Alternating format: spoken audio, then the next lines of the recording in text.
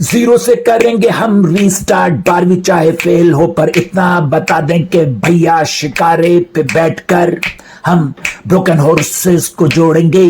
है एकलव्य बनकर देखो मिशन कश्मीर चलाएंगे और जीतेंगे। और भैया 1942 लव स्टोरी बात करें करीब आने की, जब इश्क होता है तो आ जाते करीब, परिंदा बन के हो जाते हैं उड़ उड़ फुर फुर। लेकिन खामोश नहीं रहने का अगर प्यार की बात है तो, क्योंकि डेथ पेनल्टी हो जाएगी। उल्टा सीधा बोलेगा तो मुन्ना भाई आ जाएंगे, हम कहेंगे लगे रहो मुन्ना भाई।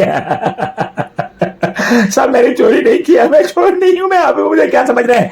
अरे भैया आधे घंटे के अंदर गुंडों के अड्डे को हॉस्पिटल बनाने वाले कौन? मुन्ना भाई एमबीबीएस। 3 इडियट नहीं है रे। ए शाने, आज तेरे को कहानी सुनाता है उसकी जिसने इतनी बड़ी बड़ी फिल्में बना डाली जम के। जी हाँ दोस्तों, मैं बात कर रहा हूं विधु विनोद चोपड़ा साहब की। इस इंडस्ट्री में बहुत सारे लोगों ने फिल्मों के माध्यम से इतिहास बनाए हैं और इतिहास पर फिल्में बनाई हैं, लेकिन विधु विनोद चोपड़ा साहब ने जिंदगी को इतिहास बना दिया है।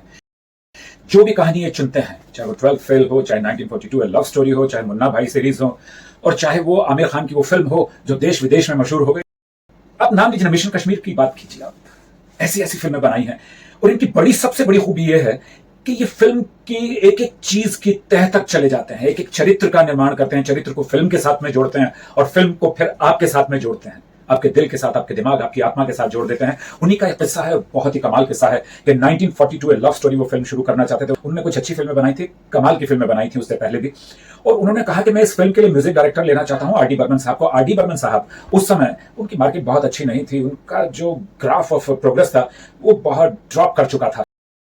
तो जो डिस्ट्रीब्यूटर थे या बाकी लोग कहते थे कि भाई आप किसी और को ले लीजिए, किसी नए को ले लीजिए, लेकिन विधु विनोद चोपड़ा साहब ने कहा भैया फिल्म मेरी है, मैं फिल्म बना रहा हूं, मैंने फिल्म लिखी है, मुझे मालूम है इस फिल्म की हकीकत क्या है, इस फिल्म में कौन सा किस तरीके का संगीत चाहिए और कौन म्यूजिक डायरेक्टर चाहिए। तो वो उनके पास गए और आर.डी. बर्मन साहब ने एक धुन बनाई जो विधु विनोद चोपड़ा साहब को अच्छी नहीं लगी, लेकिन आर.डी. बर्मन साहब का नाम बहुत बड़ा था, तो विधु विनोद चोपड़ा साहब ने सोचा कि मैं अभी कैसे बताऊं।